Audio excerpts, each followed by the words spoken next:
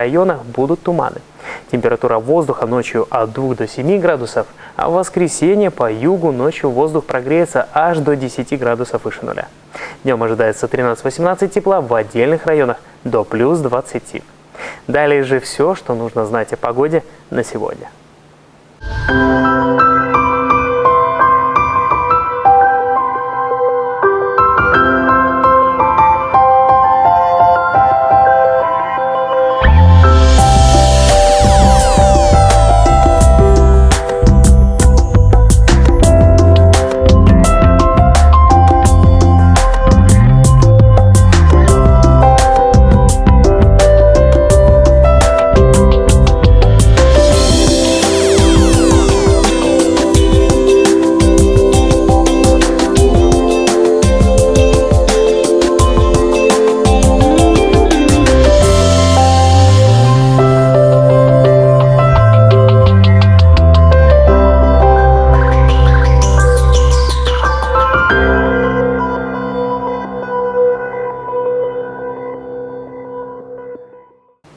Продолжаем программу. Во всех 3 этапах репетиционного тестирования приняли участие около 30 тысяч абитуриентов. Со 2 мая начинается запись на централизованное тестирование. Регистрация продлится до 1 июня. В Брестской области будет работать 5 пунктов тестирования. Сейчас назовем их. В Брестском госуниверситете имени Пушкина и в Брестском государственном техническом университете, Барановичском госуниверситете и колледже Белкапсоюза, а также в Полесском госуниверситете. Чтобы записаться на тесты, нужно иметь паспорт и квитанцию об оплате.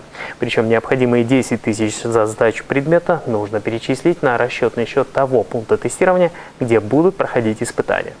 Скоро наступит горячий аппарат для абитуриентов. Далее в эфире «Утреннего эспрессо» рубрика «Горячая линия». В студии программы уже появилась ведущая Анна Новик. Анна, доброе утро. Доброе утро. Вы столкнулись со сложным житейским вопросом. Горячая линия «Утреннего эспрессо» поможет найти ответ в любой ситуации.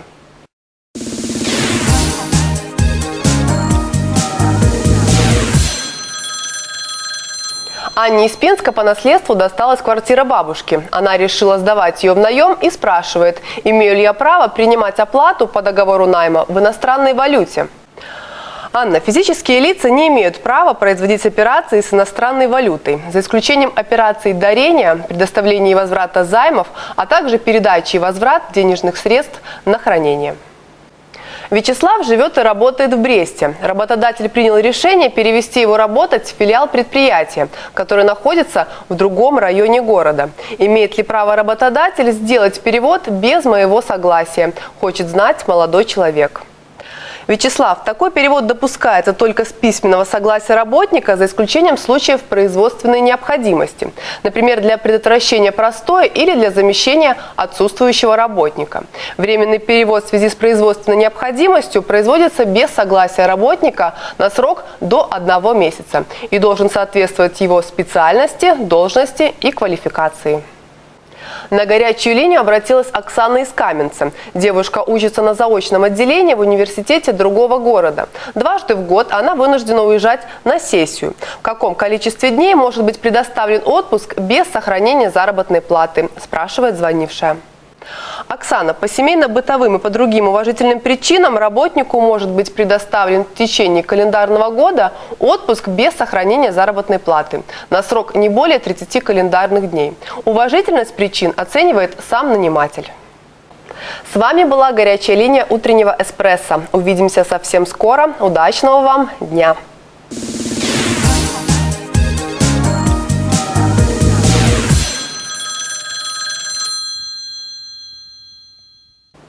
Образцовый театр-студия «Параллель» Барановичского дворца детского творчества готовится к международному театральному фестивалю «Параллельные миры». Он в 4-й раз пройдет во 2-м по величине городе области с 22 по 27 апреля. Фестиваль, по словам организаторов, приобретает все большую популярность. В этом году в нем традиционно примут участие театры из Беларуси, России и Украины, а также впервые из Германии. Кроме показа спектаклей, в программе фестиваля большое количество мастер-классов, театральные капустники, вечера знакомств и экскурсии по городу. Культурную афишу продолжает арт-анонс Екатерины Гараевой. Сейчас узнаем, что новенького можно посмотреть в кино на этих выходных. Доброе утро! Любителям российских комедий Сергея Светлакова посвящена первая премьера на этой неделе. Фильм «Скорый Москва-Россия» – дебютная работа режиссера Игоря Волошина, до этого времени снимавшего артхаусное кино для узкого круга зрителей. Ну что ж, посмотрим, удастся ли ему завоевать любовь широкого зрителя и удастся ли ему выход на большие экраны. Привет, страна! Это, наверное, мой последний видос. Прости, мама, папа, я реал был придурка. Добро пожаловать Это американская актриса Мила Симонов. в Россию. В фильме Сергей Светлаков выступает не только как актер, но и как сценарист и продюсер. Американская актриса русского происхождения Мила летит во Владивосток на съемки американского блокбастера про русских летчиц времен Великой Отечественной войны. А вот главный герой Сергей отправляется до столицы Приморья из-за спора. За время пути он должен сфотографироваться на фоне звездопада с уссурийским тигром, завязать отношения с проводницей и набрать в Ютьюбе 1 миллион просмотров. В случае невыполнения этих пунктов парню придется отдать все, чем он владеет – квартиру, машину и дачу. Помимо Сергея Светлакова, в съемках фильма «Скорый Москва-Россия» участие приняла целая плеяда отечественных и зарубежных звезд. Майкл Мэдсен, Ингеборга Дапкунайте, Иван Ургант, Павел Деревянко и Юрий Стоянов. Путешествует по России на скором. Ты что сделал? Ты человека выбросила. Ты могла хоть предупредить. Я бы на телефон снял. Скорый Москва-Россия.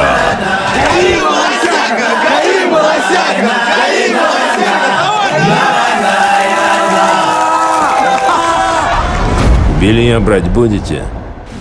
Но все же одна из главных и ожидаемых премьер на этой неделе – остросюжетный боевик «Саботаж» с Арнольдом Шварценеггером в главной роли.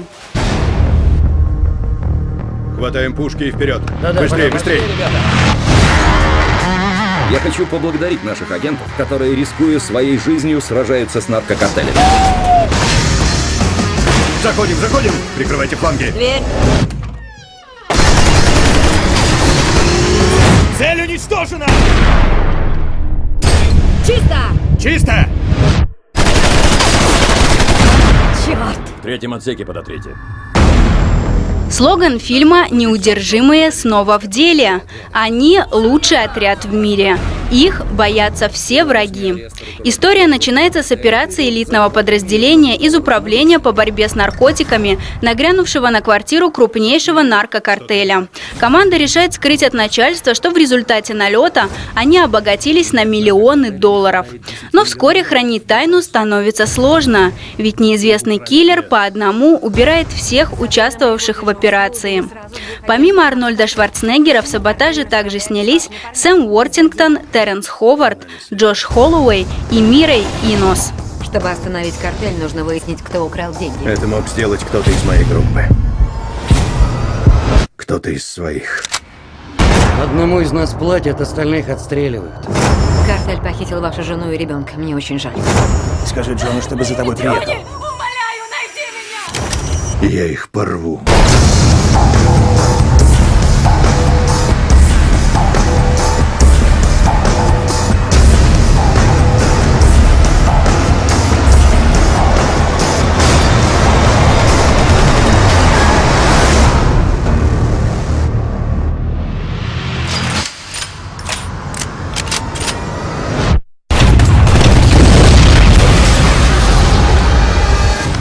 Ну а я желаю вам удачных выходных, замечательного настроения и приятного похода в кинотеатр. Как всегда, насыщенными на спортивные события предстоят приближающиеся выходные. Один турнир стоит отметить особенно. В Бресте может определиться чемпион Беларуси по женскому волейболу. В минувший уикенд в Минске стартовала финальная серия первенства страны. Пока в противостоянии Брестского Прибужья и минчанки паритет 1-1. Финал длится до 3 побед, поэтому матчи в Бресте 19 и 20 апреля в спорткомплексе «Виктория» сами понимаете, какой носят характер. Поддержите команду. Начало субботней встречи в 18 часов, а воскресной в полдень. Аналогичная ситуация и с Барановичами. Атлант борется за бронзовые медали с жемчужиной Полесья из Мозыря. Две домашние виктории могут закончить и это противостояние в пользу команды из нашей области. Вы уже съели завтрак чемпиона? Шеф-повар отеля «Эрмитаж» Иван Гринин подготовил очередной необычный рецепт завтрака. Доброе утро! Сегодня я проснулся с мыслью о том, что стоит не только есть вкусную, но и правильно, здорово сбалансированную пищу. Поэтому сегодня я приготовлю лосось под соусом сальса верде с овощами. С вами шеф-повар ресторана «Эрмитаж» Гринин Иван. Для этого блюда нам понадобится лосось, несколько видов зелени, это базилик, петрушка, лимон, лайм, помидоры и цукини, баклажан, перец для гарнира. Сначала я приготовлю соус. Возьмем зелень, петрушку, базилик, оторвем от стеблей. Нам нужны только листья. Подготовили. Это вполне нам будет достаточно. Мелко перережем.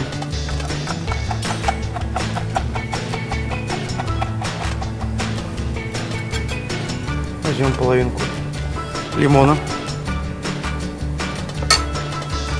Выдавим сок лимона.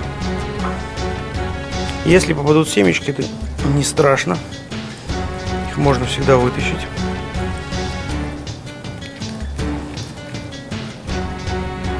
Половинку лайма.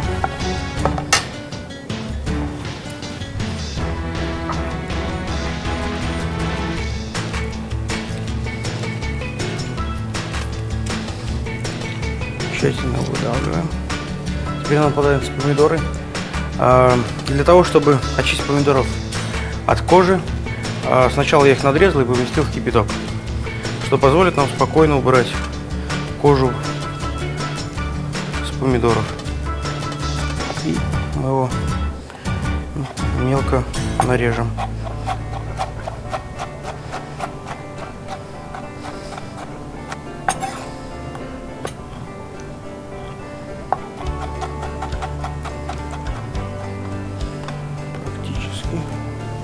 Все в кашу. Соус сальса верде я в основном использую к рыбе, потому что в него входит много сока лимона и лайма, что придает необходимую кислинку для рыбы. Осталось нам добавить немножко оливкового масла и тщательно это все перемешать. Даже я скажу вам, потолочь и создать однородную массу. Вот так вот.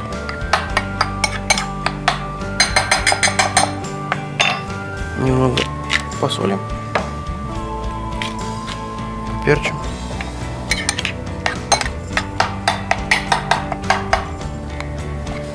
Наш соус готов. Теперь нам необходимо поставить лосось на паровую баню и приготовить его. В то время, пока будет готовиться лосось, мы приготовим гарнир.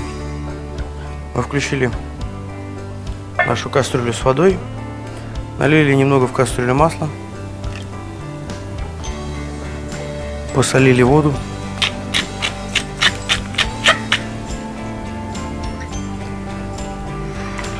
лосось мы сразу смажем немного соусом.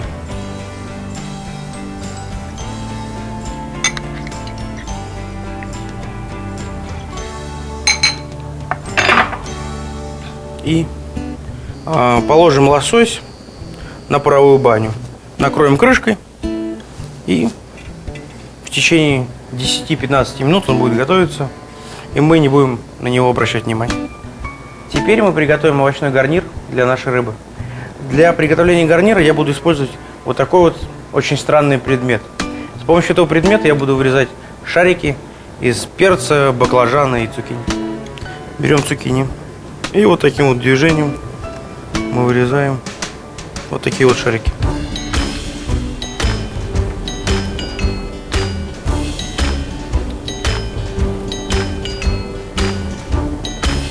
Вот по 5 штучек каждого.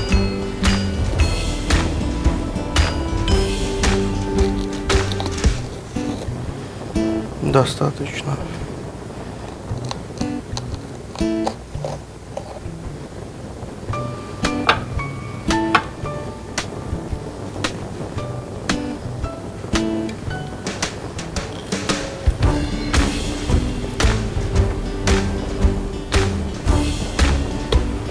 и баклажан.